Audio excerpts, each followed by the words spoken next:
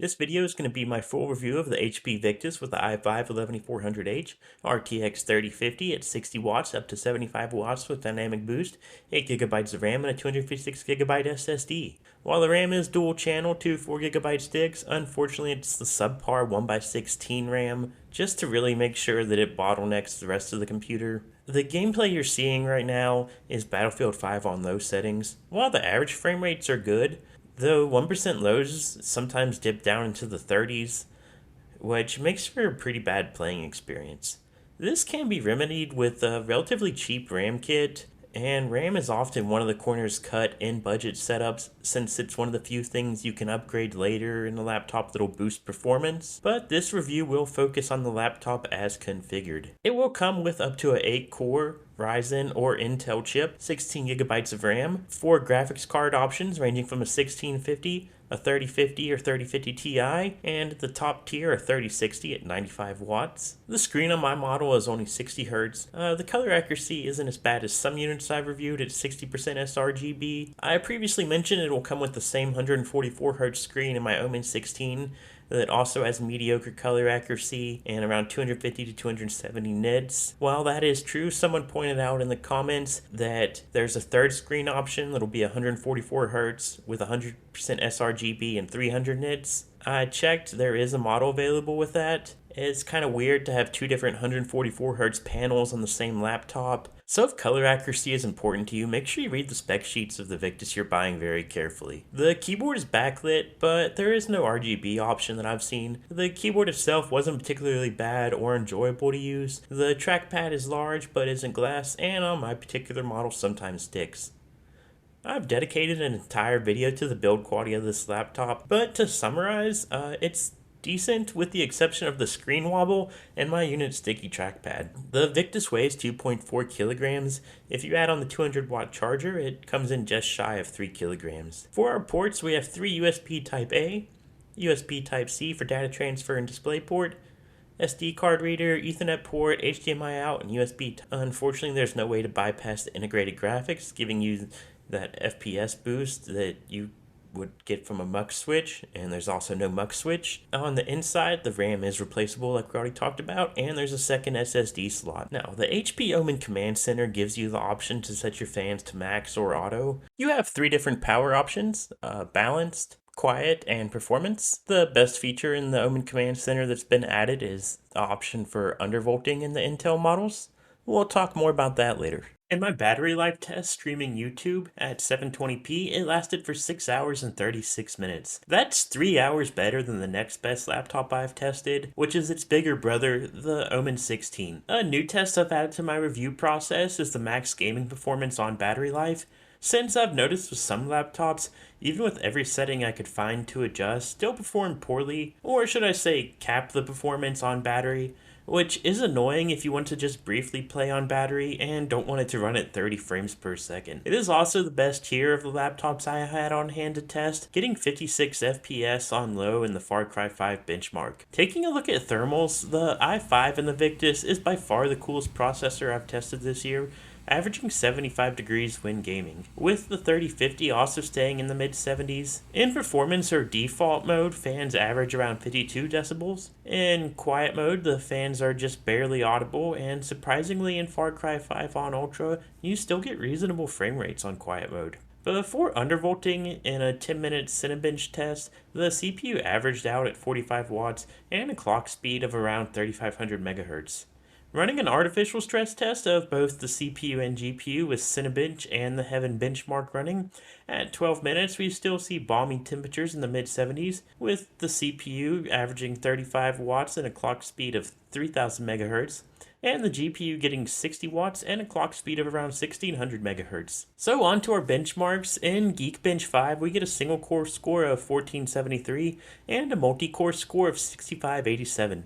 Taking a look at Cinebench without undervolting, we get a single core score of 1448, the best of any laptop I've tested, even beating the higher tier Ryzen 5800H. And multi-core, I got a score of 8758, as expected, getting beaten by its Ryzen 6 core competitor in the Nitro 5 I reviewed. However, using the built-in auto undervolt tool, it threatens AMD's dominance in multi-core scores, raising it up to 9132. On to our gaming benchmarks. In Far Cry 5, it averaged 78 frames per second. In Shadow of the Tomb Raider, I normally only tested Ultra, but the game wouldn't run at that settings on the Victus, it just crashed. It could be related to this only having 4 GB of VRAM, but I've had problems on other symptoms of Shadow of the Tomb Raider not being very stable, and this game is also very intolerant of poor RAM, so lowering it down to high, it only averaged 72 frames per second, which is worse than my Helios 300 with a 2060 from last year. In Cyberpunk 2077 on medium settings without DLSS, we only average around 50 frames per second. So if we turn DLSS to balanced and bump it up to high, we get 60 frames per second. Going up to Ultra is 55 frames per second. I normally test with DLSS set to balanced, because I don't think it makes sense not to on a game like Cyberpunk 2077. But if you don't like DLSS, some people say it has a grainy effect. On an entry-level GPU, you're not going to get good performance. So what about undervolting? Well, the built-in undervolting support is probably the biggest selling point for the Intel version of the Victus over the AMD.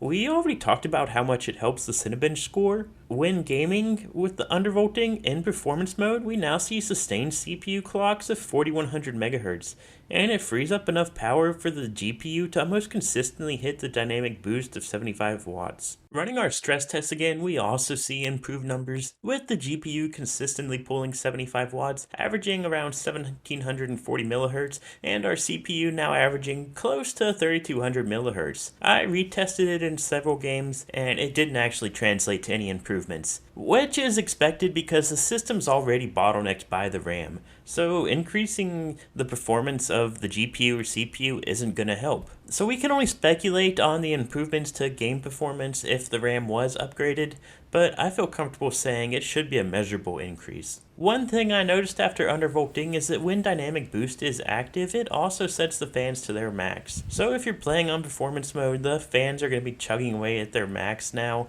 no matter what. To confirm this, I placed the laptop basically on top of the air conditioner with a cooling pad also, and with temps in the 60s, the fans were still running at their max of around 53 decibels. Switching to balance, you lose the constant dynamic boost, but retain the increased CPU performance and fans resume normal behavior.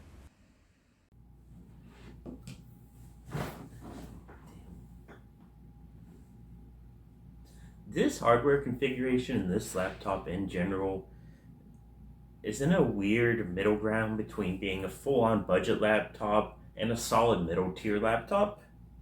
So is it worth buying? Well, let's look at the pros. It has the best battery life by far of any gaming laptop I've ever tested. The speakers, if that's important to you, while not amazing, are definitely a step above other budget options. The 16-inch screen is nice to use, even though obviously the refresh rate and color accuracy on this specific model leave a lot to be desired. The temperature and fan noise on the i5-350 model at least is really good. Obviously that could change if the more power hungry 3060 paired with an 8-core CPU versions of this. The cons? Well, there's no denying the screen wobble is concerning. Whether or not that will actually be a long-term issue with the hinges, only time will tell, I guess. And the biggest disappointment for me with this guy is the inability to bypass Optimus or the integrated graphics through using an external monitor.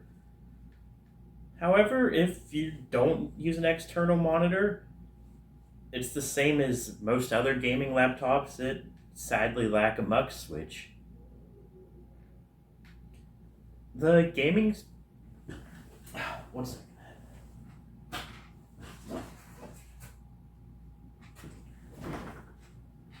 The gaming experience on this guy is really hampered by the horrible RAM that's included with it. But that's probably going to be the case on most budget laptops. Saving up for a RAM upgrade is going to be one of the first things you want to do.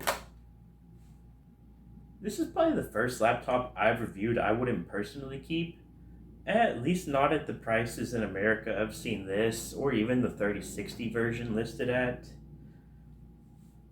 In general, I probably wouldn't buy anything with a 3050.